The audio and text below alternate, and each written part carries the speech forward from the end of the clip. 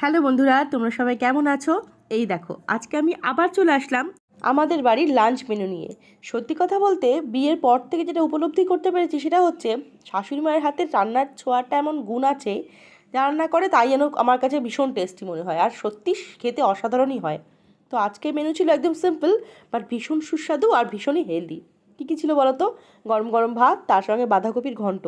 শীতকাল একদম শেষ, গরমের শুরু, তো বাঁধাকপি চলছে কেন বলো তো? আমার দেওরের এটা ফেভারিট ডিশ বাঁধাকপি।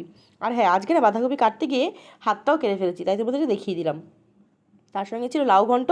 লাউ তো এখন প্রায় দিনই হবে, যেহেতু গরম পড়ে গেছে তাই।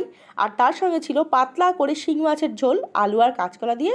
আর তার সঙ্গে ডিমের কারি। আমার হাজব্যান্ড তো শিং মাছ খায় না, তাই ওর জন্য স্পেশালি ডিমের কারি করা হয়। তো কেমন লাগলো আজকে আমাদের লাঞ্চ মেনু, সেটা কিন্তু অবশ্যই কমেন্ট করো। আর তোমরা আজকে কী কী খেলে সেটাও কিন্তু কমেন্ট করে বলতে পারো, তাহলে আমার খুব ভালো লাগবে।